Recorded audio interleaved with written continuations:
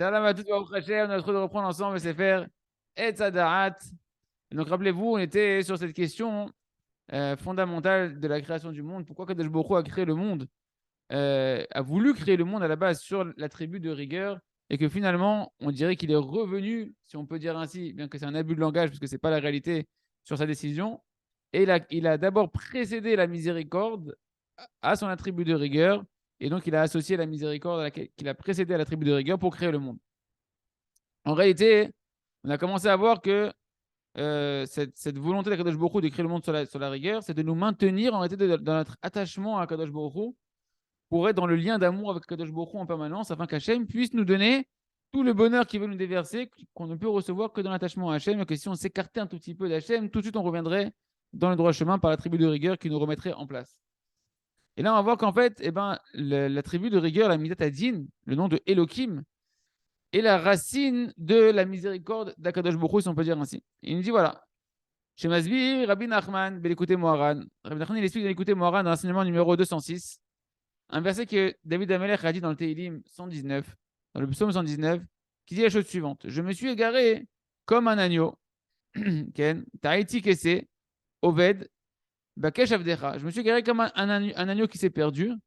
Et je te demande, Kadosh Baruch Hu, maintenant que je suis perdu comme cet agneau-là, demande ton serviteur, c'est rappelle-moi auprès de toi, car tes mitzvot, je ne les ai pas oubliés. Fin de citation du Teilim. Dit Rabbi Nachman, ce Teilim, qu'en fait, Akadosh Baruch Hu, sa conduite envers nous, c'est d'appeler l'homme, de rappeler l'homme à l'ordre. Dès qu'Akadosh Baruch Hu, il voit que l'homme il commence à se perdre un petit peu, et qu'il est en train de quitter le chemin de la raison, Hachem, tout de suite, nous dit Rabbi Nachman, il vient pour remettre l'homme, le rappeler. Il nous dit Rabbi Nachman, Akadosh Baruch Hu, des fois, il appelle l'homme avec des petites allusions. Des fois, il l'appelle avec véritablement des véritables appels. Et des fois, même, il le frappe pour le réveiller. Et tant qu'en réalité, la personne, elle ne s'est pas encore trop éloignée du chemin de la raison, alors c'est facile pour cette personne-là de pouvoir entendre les allusions d'Hachem, qui sont en fait les appels les plus subtils, les plus gentils, on va dire. Donc une personne ne s'est pas encore trop éloignée du chemin de la raison, elle peut facilement, dire Rabbi Nachman, entendre les allusions d'Akadosh Baruch Hu et les appels d'Akadosh Baruch Hu. Pourquoi? Parce que comme il ne s'est pas trop éloigné, il est encore habitué, il entend encore la voix du berger qui est Akadosh Baruch Hu. Mais lorsqu'une personne s'est beaucoup éloignée du chemin de la droiture, et qu'il a oublié et qu'il ne reconnaît plus, maintenant il a un peu oublié la voix de son berger. Alors, Kadosh Baruch Hu, il est obligé des fois de le frapper pour le ramener à la raison parce qu'il n'entend pas les appels subtils que Kadosh Baruch Hu lui fait. C'est pourquoi David Ameler, il a demandé à Kadosh Baruch Hu, Hachem, considère-moi comme un petit agneau qui ne s'est pas encore trop éloigné de son berger, et que dès que je m'éloigne un tout petit peu, tant que j'entends encore ta voix, Hachem, et que je peux encore percevoir tes allusions, dépêche-toi de me ramener et de me faire entendre ta voix. C'est-à-dire quoi? Réprimande-moi et réveille-moi afin que je ne m'éloigne pas encore plus. Parce qu'après, il va falloir que tu me frappes pour que je me réveille de l'erreur dans laquelle je me suis enfoncé. Donc, en fait, il demande quelque part, il appelle sur lui la Midatadine d'Akadosh Baruch Hu, mais tout de suite. Je veux que tout de suite, tu me ramènes. Alors, la Midatadine, ce n'est pas forcément des grands coups, ça peut être des petites allusions, mais tout de suite, je veux pouvoir sentir que tu me rappelles à l'ordre avant que je m'écarte encore plus. Et jusque fin de citation de l'écouter Moharan, d'accord? Donc d'après ce qu'on a vu jusque-là, on va pouvoir comprendre que lorsque la Torah elle écrit que au début de la création du monde, Dieu il a voulu créer le monde sur le nom de Elohim, Bereshit bara Elohim, Ken, de vouloir créer le monde sur la tribu de rigueur sans la tribu de miséricorde. Et de là, Chachamim, ils viennent nous enseigner que Akadosh Baruch Hu, il voulait diriger le monde avec cette attribut de rigueur, Ken, afin que nous, en tant que créatures, on comprenne quelle est la véritable volonté profonde de la création que Kadosh Baruch Hu, il a envers nous. Et que nous-mêmes, une fois qu'on comprenne cette volonté de Kadosh Baruch Hu, de vouloir rester toujours, qui veut qu'on soit toujours attaché à lui, on travaille, on fait en sorte que notre propre volonté, Ken, soit de vouloir faire que la volonté de Kadosh Baruch Hu. Et que l'homme, il puisse tellement vouloir rester attaché à Hachem, qu'il puisse vouloir servir Hachem dans la tribu de rigueur, comme Hachem, il l'avait désiré initialement, il le désire en fait, mais qu'il l'a émis initialement dans la première pensée qu'il a eue de la création. Et que la personne, elle puisse se réjouir et se délecter même de recevoir des claques s'il faut d'Akadosh Baruch Hu et des appels d'Akadosh Baruch Hu dès que je vais un tout petit peu oublier Akadosh Baruch Hu. Pourquoi? Parce que la personne, elle doit arriver à cette prise de conscience-là, que c'est ce qu'il y a de mieux pour lui Il n'y a pas de meilleure chose et il n'y a pas d'autre moyen d'être véritablement heureux que d'être uni à Kadosh Baruch Hu et attaché à Kadosh Baruch Hu. C'est le seul moyen de recevoir la véritable bracha. Et ça, cette conscience-là, c'est ce qu'on doit avoir. Et c'est ce qu'Hachem, il veut qu'on travaille, qu'on puisse y arriver au fur et à mesure de retourner à cette pensée initiale de la création. Et ça, les amis, en réalité, c'est le chemin véritable de tous les tzadikim. Tous les tzadikim authentiques, les grands tzadikim, ils sont marchés dans ce chemin-là. Et ils ont voulu servir Kadosh Baruch Hu dans la tribu de rigueur.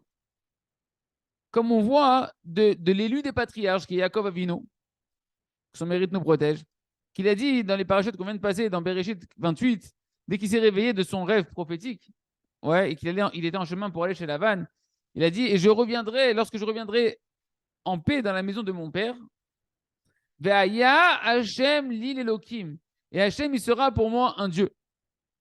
Ça veut dire quoi, Hashem, il sera pour moi quoi? Hashem, c'est pas un Dieu pourtant seulement. En réalité, on voit deux noms d'Hachem qui apparaissent ici. En plus, Ve'aya, c'est un Hashem de Simcha, c'est un Hashem de joie. Et Hachem, l'île Elohim, Hachem c'est Yud Kevavke, c'est la miséricorde, sera pour moi l'Elohim, un Dieu, mais ici c'est Elohim, c'est l'attribut de rigueur. Il nous dit le Sforno, dans son commentaire sur la Torah, que Yaakov Avinu, il a prié à Kadosh Baruch Hu, que Dieu qui est miséricordieux, qui est Rahman, ouais, qui est Yud Kevavke, Ve'aya Hachem, et Hachem il sera, lui qui est Yud Kevavke, qui est miséricordieux, il va se comporter, je te demande Hachem que tu te comportes avec moi, l'Elohim, avec ton attribut de rigueur. Si moi, maintenant, je t'oublie, je vais chez Lavan, etc., si je ne te sers pas de toutes mes forces et que je risque de m'écarter, je te demande à Kadosh Baruch Hu que ton attribut de miséricorde, c'est quoi ta miséricorde envers moi, tu sois rigoureux avec moi. Que tu me ramènes tout de suite sur le droit chemin. C'est ça, Ve'aya Hashem l'Elohim. Et l'attribut de miséricorde d'Hachem, il sera pour moi un attribut de rigueur. C'est ce que les tzadikim, ils désirent. Ils désirent que, pour eux, c'est quoi, Hachem? Tu veux être miséricordieux avec moi? Ne m'oublie pas. Ne me laisse pas t'oublier. Ne laisse pas t'oublier. Dès que tu vois que je m'écarte, je te demande, c'est le niveau des tzadikim, d'accord? Je te demande de me rappeler tout de suite à l'ordre. Dès que je t'oublie, ramène-moi à l'ordre.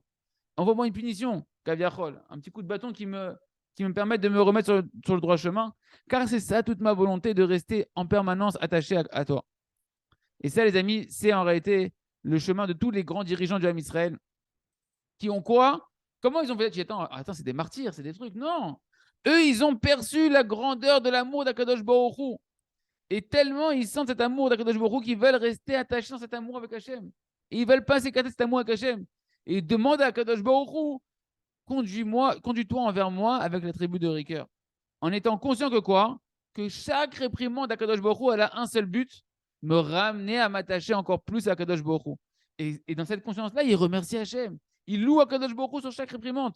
Comme on voit dans le prophète d'Échaïa, chapitre 12, c'est marqué Odecha Hachem Kanaf Tabi.